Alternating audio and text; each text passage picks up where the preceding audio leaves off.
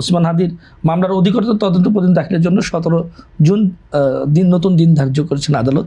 বারবার দেখেন কতগুলি হত্যাকাণ্ড খুব জটিল। যেমন একটা হচ্ছে আপনার সাগররুনি হত্যাকাণ্ড, আপনি নিশ্চয়ই জানেন। সাগররুনি হত্যাকাণ্ড কতবার, সববার প্রায় 100 বারের মতো এগুলি এই পিছিয়ে 100-র অধিক, কিন্তু এখন পর্যন্ত কোনো কুইল কিনারা করা যাচ্ছে না। হাদি একটা সেন্সিটিভ হত্যাকাণ্ড, অবশ্যই একটা সেন্সিটিভ হত্যাকাণ্ড না, অথচ এটা এত জটিল। এই হত্যাকারীরা ইন্ডিয়াতে আবার এই যে আপনার মমতা ব্যানার্জি কথা বলতেছে, এটার সাথে অমিত শাহ জড়িত, তারপরে এখানকার রাজনৈতিক দল জড়িত, এত জটিল একটা ব্যাপার। এইটা জট খুলতে একটু সময় লাগবে, এইটা এত সোজা না, তাই না?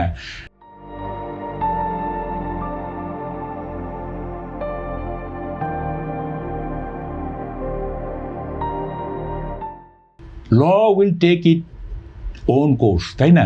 এইখানে আপনার পলিটিক্যাল ইনফ্লুয়েন্স দ্বারা মামলা, দেখেন হাদির এই যে রামিসা হত্যা কতদিনে হলো?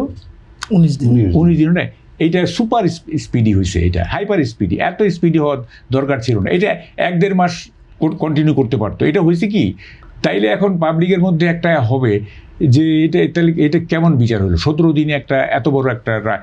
এটা 1-1.5 মাস হলে অসুবিধা তো ছিল না, একেবারেই আপনার 17 দিনে করতে হবে, হ্যাঁ, তা তো না।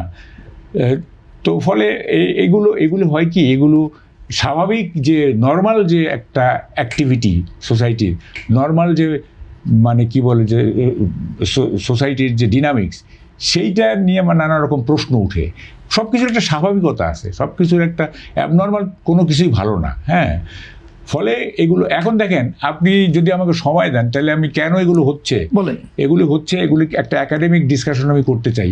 আমাদের টক শোগুলো একাডেমিক ডিসকাশনে পছন্দ করে না, হ্যাঁ, পছন্দ করেন তারা ভিউ। আপনি বলেন। আমি দেখেন এই যে সোসাইটিতে যে চলতেছে না, এই যে এই অপরাধ প্রবণতা, বিশেষ করে ধর্ষণ, এগুলির পেছনে একটা সাইকো অ্যানালিসিস আছে আমার, ঠিক আছে?